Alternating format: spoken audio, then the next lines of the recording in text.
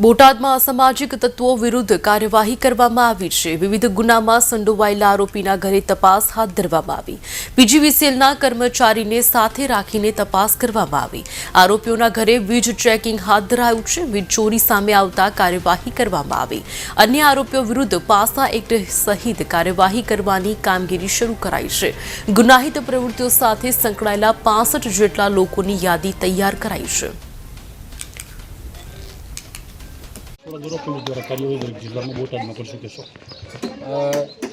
AGP સાહેબ દ્વારા જે અસભ્ય તત્વોની યાદી બનાવવામાં આવી છે, વારંવાર ગુના કરતા હોય તેવા ઈસમોને બોટાદ જિલ્લામાં પણ રેન્જ આઈજીપી શ્રી તથા જિલ્લા પોલીસ અધિક્ષક શ્રી દ્વારા આઈડેન્ટિફાઈ કરવામાં આવ્યા હતા। તેમાં કુલ 65 જેટલા ઈસમો છે તે હાલમાં આઈડેન્ટિફાઈ થયા છે।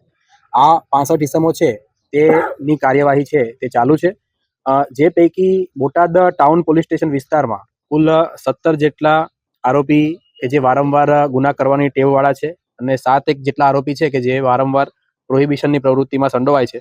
આ ઈસમોના ઘરે આજરોજ પીજીવીસીએલની ટીમને સાથે રાખી અને ચેકિંગ હાથ ધરવામાં આવ્યું હતું। આ ચેકિંગ દરમિયાન કાયદેસરની કાર્યવાહી કરતા જે પણ ઈસમો દ્વારા વીજ ચોરી કે કોઈ ટેમ્પરિંગ કરવામાં આવ્યું હોય તેમના કનેક્શનને રદ કરવા અને તેમના વિરુદ્ધ કાયદેસરની કાર્યવાહી કરવા પીજીવીસીએલની ટીમ દ્વારા પણ કામગીરી કરવામાં આવી છે। અને આ સિવાય જે અન્ય ઈસમો છે તેમના વિરુદ્ધમાં હજી પણ ચેકિંગની કાર્યવાહી છે તે ચાલુ છે।